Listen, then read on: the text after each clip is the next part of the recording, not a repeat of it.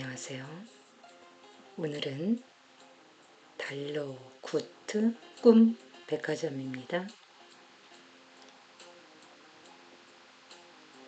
잠들어야만 입장할 수 있는 상점과 마을.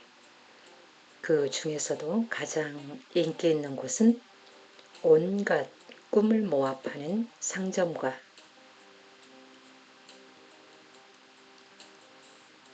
달러구트 꿈 백화점은 유서 깊은 꿈 백화점을 무대로 그곳에서 벌어지는 비밀스럽고도 가슴 뭉클한 이야기를 그립니다. 현실에 지친 이들을 위한 선물 같은 힐링 환타지. 여기는 잠들어야만 입장할 수 있는 달러구트 꿈 백화점입니다. 잠들어야만 입장할 수 있는 독특한 마을.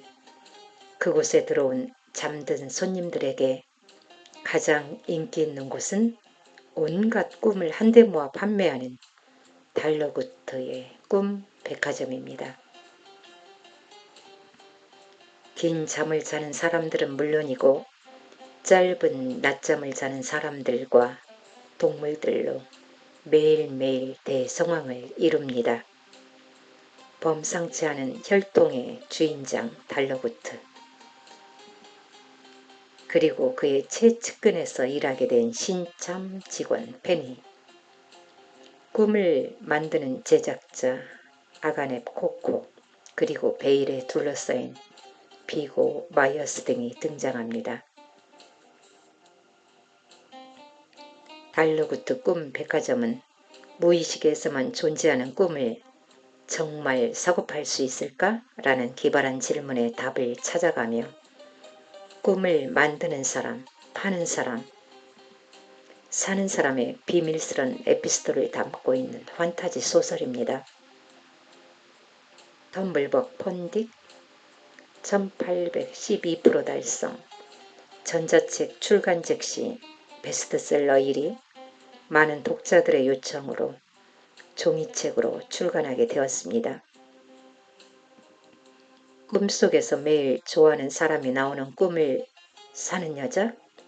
꿈에서 깨어나고 나면 꿈을 산 것에 대해서는 기억이 나지 않는 탓에 그녀의 무의식은 점점 그 사람을 향해 있다고 생각하고 시간이 지날수록 그 사람을 좋아하고 있다고 생각하게 됩니다.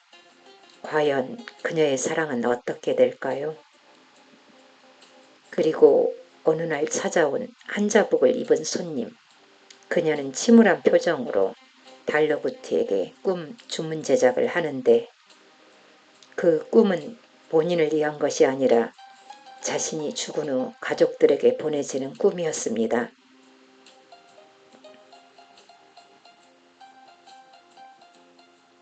남겨진 사람들이 괜찮기를 바라는 마음에 죽기 전에 주문해 놓은 그들의 선물이었습니다.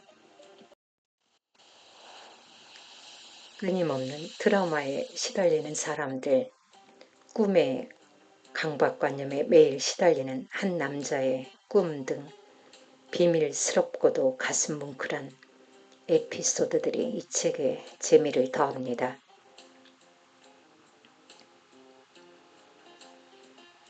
빠른 전개와 흡입력으로 책장을 덮고 나면 길게 남는 여운이 어느 순간부터 꿈을 꾸는 것이 힘들기만 한 괴로운 현실에 지친 어른뿐만이 아니라 청소년들에게도 공감과 따뜻한 위로를 선사할 것입니다.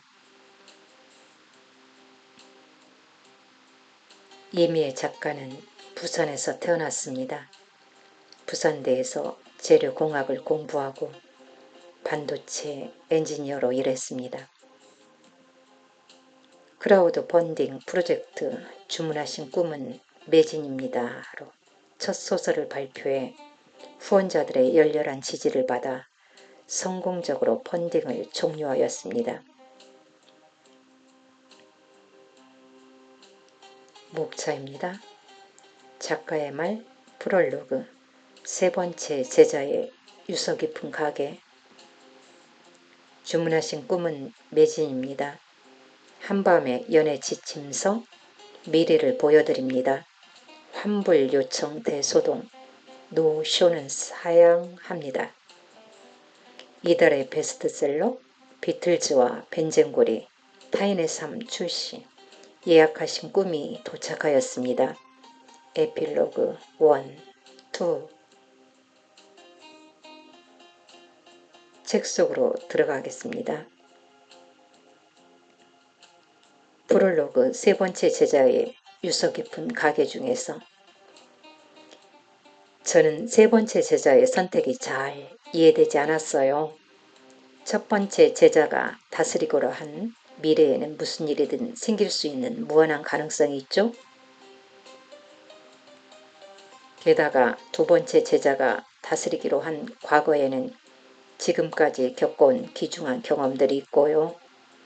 미래에 대한 희망과 과거로부터의 배움, 이 두 가지는 현재를 살아가는데 너무도 중요한 것들이에요. 달러부트가 보일 듯 말 듯 고개를 끄덕였다. 페니는 멈추지 않고 말했다. 하지만 잠든 시간은 어떤가요? 잠들어 있는 동안에는 아무 일도 벌어지지 않죠? 그저 가만히 누워 시간을 보낼 뿐이에요. 말이 좋아 휴식이지 실제로는 인생의 낭비라고 생각하는 사람도 있을 거예요. 인생을 통틀어 몇십 년을 누워 지내는 셈이니까요. 하지만 말이죠. 시간의 신은 가장 총애하던 세 번째 제자에게 잠든 시간을 맡겼어요. 그리고 사람들이 자는 동안 꿈을 꾸게 하라고 했죠? 왜 그랬을까요? 페니는 질문하는 척하면서 잠깐 뜸을 들이고 생각할 시간을 벌었다. 저는 꿈에 대해 생각할 때마다 이 질문을 떠올려요. 사람은 왜 잠을 자고 꿈을 꾸는가? 그건 바로 모든 사람은 불완전하고 저마다의 방식으로 어리석기 때문이에요. 첫 번째 제자처럼 앞만 보고 사는 사람이든 두 번째 제자처럼 과거에만 연연하는 사람이든 누구나 정말로 중요한 것을 놓치기 쉽죠. 그렇기 때문에 시간의 신은 세 번째 제자에게 잠든 시간을 맡겨서 그들을 돕게 한 거예요. 왜? 푹 자는 것만으로도 어제의 근심이 눅놓듯 사라지고 오늘을 살아갈 힘이 생길 때가 있잖아요. 바로 그거예요. 꿈을 꾸지 않고 푹 자든 여기 이 백화점에서 파는 좋은 꿈을 꾸든 저마다 잠든 시간을 이용해서 어제를 정리하고 내일은 준비할 수 있게 만들어진 거예요. 그렇게 생각하면 잠든 시간도 더는 쓸모없는 시간이 아니게 되죠. 주문하신 꿈은 매진입니다. 중에서 1층에는 아주 고가의 인기 상품 또는 한정판, 예약 상품들만을 소량 취급하는 데 반해 2층은 좀 더 보편적인 꿈들을 판매하고 있었다. 2층은 일명 평범한 일상 코너로 소소한 여행이나 친구를 만나는 꿈 또는 맛있는 음식을 먹는 꿈 등을 판매하는 곳이었다. 페니가 서 있는 계단 바로 앞쪽에는 추억 코너라는 팻말이 붙은 진열장이 있었다.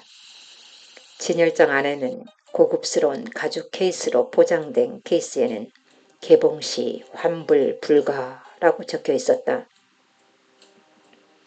꿈 몇 개만이 남아 있었다. 상품을 구경하던 손님이 지나가던 2층 직원을 불러 물었다. 이 꿈은 뭐죠?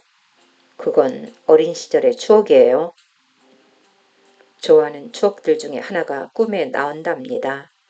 어떤 분이 꾸시는지에 따라서 내용은 조금씩 달라질 수 있어요. 제 경우에는 어머니 무릎을 베고 귀 청소를 받는 꿈이었죠. 어머니의 향기와 나른한 감각까지 훌륭한 꿈이었습니다. 직원이 허공을 응시하며 꿈결 같은 표정을 지었다. 그럼 이것 주세요. 여러 개 사도 되나요? 그럼요. 많은 손님께서 하룻밤에 두세 개씩은 가져가신답니다. 페니는 까치발을 들고 층 전체를 둘러봤다. 2층에 매니저로 보이는 중년 남자가 모던한 침실처럼 꾸며진 구석의 코너에서 손님과 이야기를 나누고 있었다.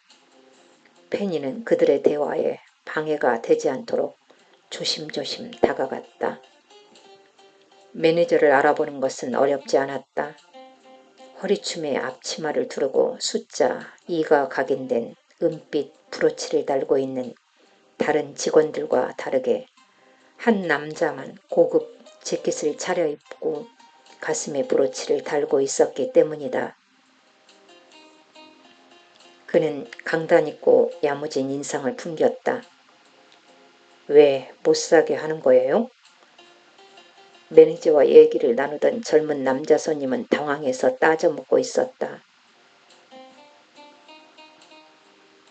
지금 잡생각이 많으신 것 같은데 꿈은 다음에 구입하시는 게 어떨까요? 꿈의 선명도가 떨어진답니다. 이럴 때는 그냥 숙면하시는 게 좋죠? 외람된 말씀이지만 제 경험상 손님의 경우에는 99% 꿈을 꾸는 도중에도 잡생각이 끼어들거든요. 전혀 다른 내용이 되어버려요. 옆 골목에서 파는 양파 우유가 굉장히 고사답니다. 숙면에도 도움이 되지요. 드시고 푹 주무시는 게 좋겠어요. 남자 손님은 꿍얼거리며 엘리베이터 쪽으로 가버렸다. 매니저로 보이는 남자는 손님이 놓고 간 꿈 상자를 집어서 손수건으로 살짝 문지르더니 각을 맞춰 진열장에 다시 올려놓았다. 주문하신 꿈은 매진입니다. 중에서 그때 가게 출입문에 달아놓은 종이 울리고 나이가 지긋한 손님 한 명이 들어왔다. 죄송해요. 오늘 전 상품 매진이어서. 페니가 손님에게 말하자 달러구트가 잠깐 기다려보라는 듯 페니 앞으로 나섰다. 저 상품을 사려는 건 아니고요. 혹시 예약 상담은 가능한가요? 그럼요. 어서 오세요, 손님.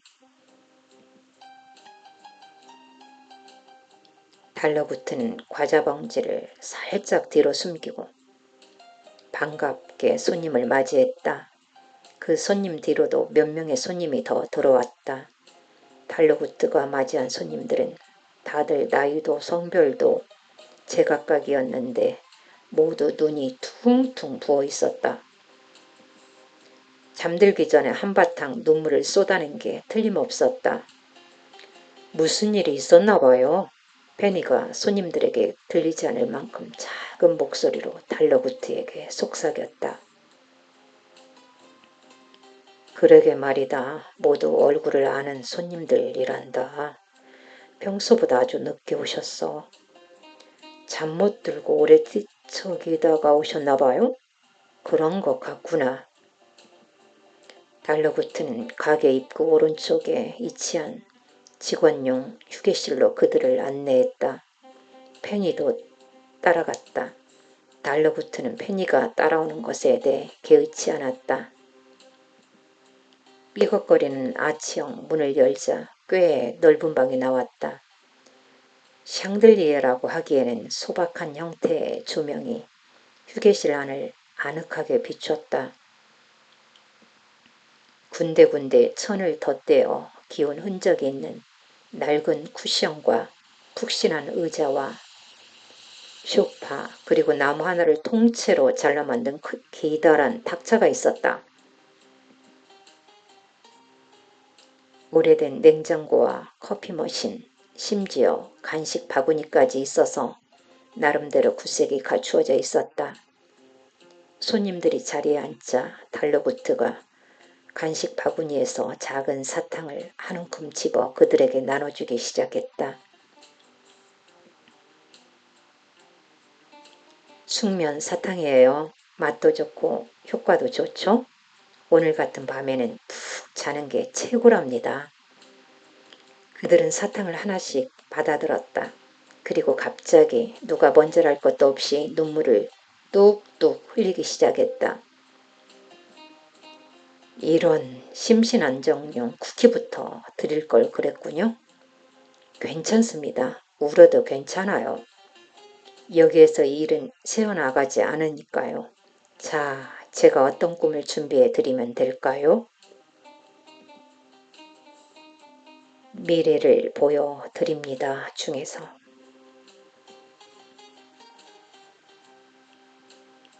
아가네 코코라면 연말 꿈 시상식에서 그랑프리를 10번도 넘게 수상한 일명 전설의 꿈 제작자 중 한 명이었다. 그녀는 태몽을 만드는 유일한 꿈 제작자였는데 아주 오랫동안 사람들에게 사랑받아온 유명인사였다. 무그베리의 말처럼 펜니는 잡지나 텔레비전에서 그녀를 봤을 뿐 실제로 본 적은 한 번도 없었다. 그리고 실제로 만나게 될 거라고 생각한 적도 없었다. 자, 다들 거기까지 하고 이제 퇴근할 사람들은 퇴근하도록 하지. 이거 참 일이 너무 커졌군. 사무실에 있는 줄 알았던 달러구트가 산더미 같은 빈 상자들 사이로 불쑥 고개를 내밀었다. 그는 평소 즐겨 입던 셔츠와 가디건 대신 작업용 점퍼를 입고 있었다. 넉넉한 옷을 입고 있으니 평소보다 더 말라 보였다. 계속 여기 계셨던 거예요? 페니가 그의 앞을 가로막은 상자들을 치워주었다. 아간의 코코를 위해 로비를 장식하자고 한 게 내 아이디어였어. 가짜 과일 몇 개만 입구에 달아놓을까 했는데 일이 이렇게 커졌지 뭐냐. 자, 다들 퇴근하세요. 퇴근. 달러구트는 허리가 뻐근한지 꼬리뼈 쪽을 손등으로 문질렀다. 그런데 퇴근하라는 그의 말에도 직원들은 아무 미동이 없었다. 미동이 없는 정도가 아니라 무언가를 보고는 입을 딱 벌리고 돌처럼 굳어 있었다. 펜니는 그들의 시선이 멈춰있는 방향으로 눈을 돌렸다. 그리고 문 밖에 서있는 자그마한 할머니와 눈이 딱 마주쳤다. 그녀는 수행원들과 함께 가게 안으로 들어오려던 참이었다. 펜니는 사람들이 왜 돌처럼 굳었는지 이해할 수 있었다. 작고 왜소한 아간의 코코가 품어내는 기운은 말문을 막히게 했다. 신비롭고 이상한 기운은 마치 그녀 주위에서만 시간이 거꾸로 갔다 빠르게 흘렀다 하는 것 같았다. 모든 동작이 슬로 모션처럼 보였는데 정신을 차리니 그녀는 이미 가게 안으로 들어와 있었다.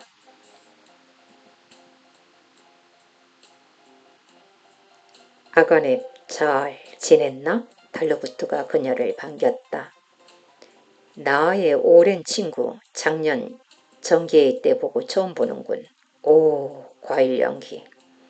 가게 분위기가 정말 황홀하군. 코코가 주렁주렁 매달린 과일들을 보고 감탄했다. 달러구트는 흙먼지가 묻은 손으로 아가넵 코코와 악수했다. 다른 직원들은 아가넵 코코를 보고 양손으로 입을 틀어막으며 감격했다. 정신없이 날던 레프라운 요정들조차 공중에 가만히 떠 있었다. 운 좋게 그들 가까이에 서 있던 펜니는 아가넵 코코에게서 과일 풋내가 난다고 생각했다. 그건 장식한 과일들의 냄새보다 더 진하고 풍부한 냄새였다. 그리고 아주 포근한 인상과 얼굴 곳곳에 깊은 주름과 대비되는 통통하고 발그레한 볼살은 마치 포얀 아기의 그것과 같았다. 뒤이어 가게 안으로 들어온 수행원들은 고급 비단 보자기로 싼 꾸러미들을 양손에 묵직하게 들고 있었다. 달러구트, 약속한 물건이야. 별 볼 일 없는 물건이지만 잘 팔아줘. 어련히 알아서 잘하겠지만. 미래를 보여드립니다. 중에서.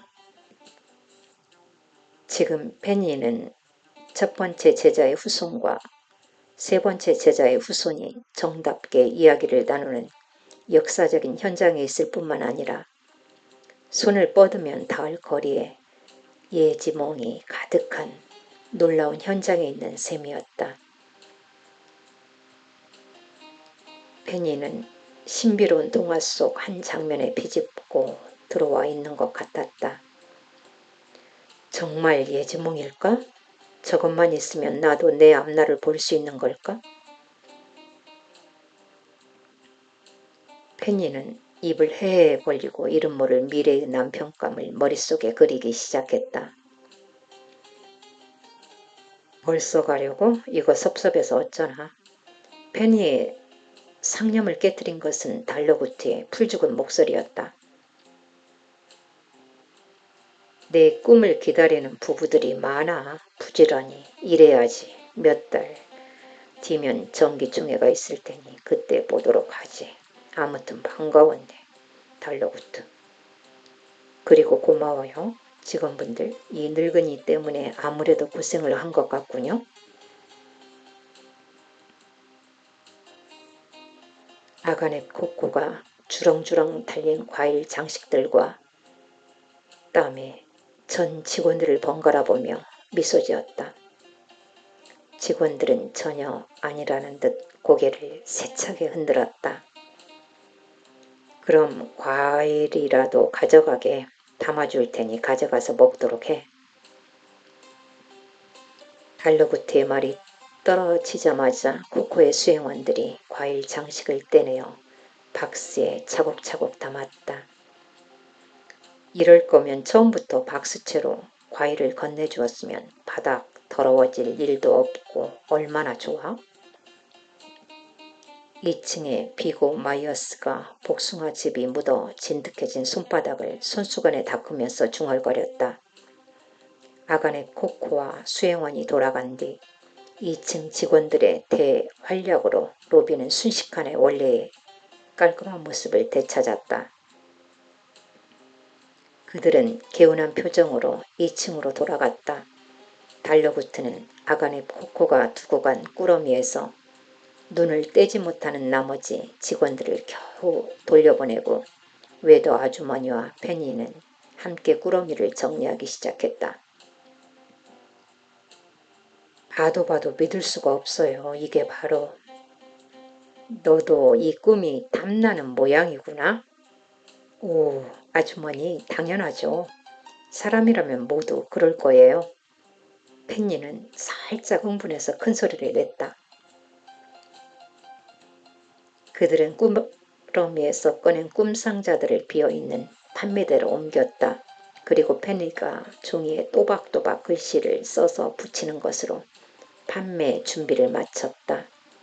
예지몽 한정수량 입고되었습니다. 환불 요청 대소동 중에서 수학 시험지의 숫자들이 어지럽게 뒤엉키고 교탁 앞에 세워놓은 커다란 시계는 속절없이 시험 종료 시각을 향해 치닫는다. 시계 초침이 여자의 귓 속에서 돌아가는 듯 크고 째각째각 날카로운 소리를 냈다. 여자는 초조하게 다리를 떨며 손톱을 까득까득 물어뜯었다. 이번 시험을 망치면 부모님이 실망하실 거야. 수학 선생님이 내 0점짜리 시험지를 보면 교무실로 부르시겠지.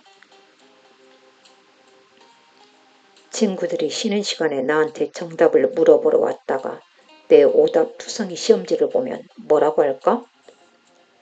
여자는 이번 시험만큼 인생에 중요한 건 없을 거라는 생각마저 들었다. 비정상적인 수준의 스트레스와 압박감이 머리를 쿵쿵 울리면서 눈물이 찔끔 나오려는 순간 햇빛 쨍쨍하던 교실이 삽시간의 그늘로 어두워졌다. 그리고 열려있는 교실 창문을 통해 운동장에서부터 일어난 커다란 파도가 들어오더니 이내 교실을 완전히 덮쳐버렸다. 꿈속의 여자는 파도가 몸을 덮치는 것에는 아랑곳하지 않고 안도의 한숨을 푹 내쉬었다. 이걸로 이번 시험은 무효가 되겠구나. 아, 다행이다.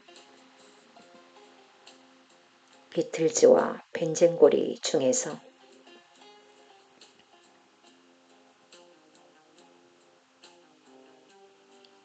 자신만만하던 페니는 30분도 지나지 않아 진땀을 흘리고 있었다.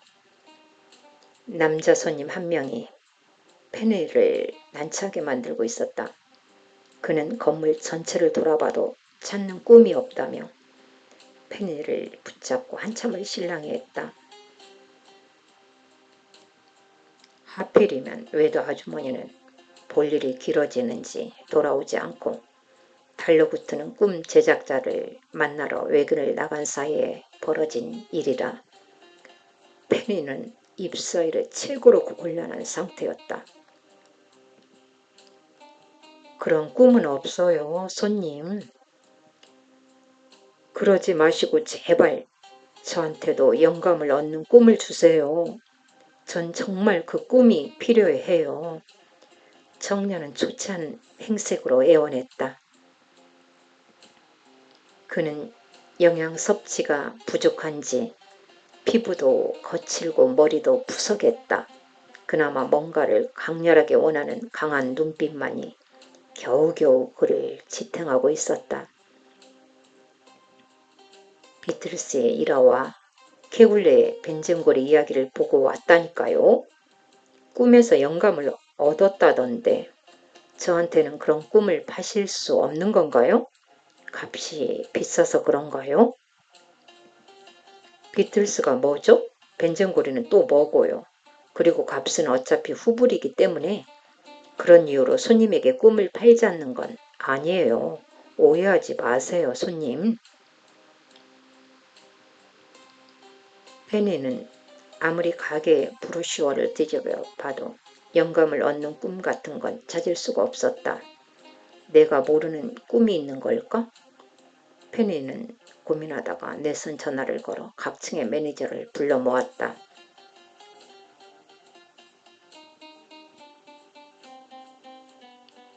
타인의 삶 출시 중에서 꿈속의 남자는 좁은 단칸방에 있었다. 잠을 못 자서 피곤했고 창작의 고통으로 짓무른 머릿속이 깨질 듯 아팠다. 좁아터진 방 안 고물 컴퓨터에 어울리지 않는 고사양 프로그램을 돌리느라 금방이라도 터질 듯 윙윙거리는 컴퓨터. 마음이 답답해진 그는 작업하던 프로그램을 전부 닫아버린다. 기본적인 것들이 턱없이 부족한 생활 속에서 돈이나 명예에 대한 큰 욕심은 머릿속을 떠난 지 오래였다. 그저 곡을 만족스럽게 완성하는데 온 신경이 집중되어 있다. 꿈속의 남자는 방충망까지 전부 열어젖히고 필사적으로 아침 공기를 들이마시며 정신을 차리기 위해 마른 눈가를 세게 문지른다. 근처의 대단지 아파트에 사는 사람들이 지하철역으로 가기에 남자의 집이 위치한 골목 모퉁이를 지나고 있었다. 응, 나 지금 출근 중이지. 오늘 끝나고 만날까? 금요일이잖아. 그리고 전화 통화를 하며 지나가는 직장인? 그건 자기 자신이었지만 꿈속의 남자는 자기 자신을 알아보지 못했다.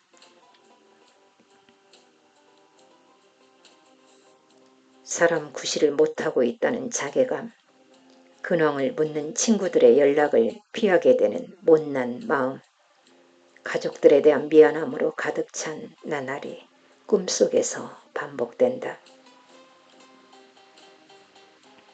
그렇게 꼬박 보름 동안의 시간이 꿈속에서 흘러갔다. 낮잠에서 깨어난 남자는 자신이 아주 잠깐 잤을 뿐이라는 걸 알았다. 잠들기 전에 보던 음악 프로그램이 아직도 끝나지 않았던 것이다. 가수는 이제 마지막 노래를 시작하기 전 짧은 멘트를 하고 있었다. 이건 제가 8년 동안 무명생활을 하면서 느꼈던 감정들을 담은 노래예요. 밖에서는 괜찮은 척했지만 집에 오면 고스란히 느껴지는 감정들, 돌아보면 어떻게 버텼나 싶었던 때의 기억입니다. 자그마치 8년? 남자는 꿈속에서 고작 15일 동안 겪었던 고통스런 시간을 떠올렸다. 남자는 아무 확신도 없는 채로 8년의 세월을 살아온 그 가수의 마음을 감히 상상할 수 없었다.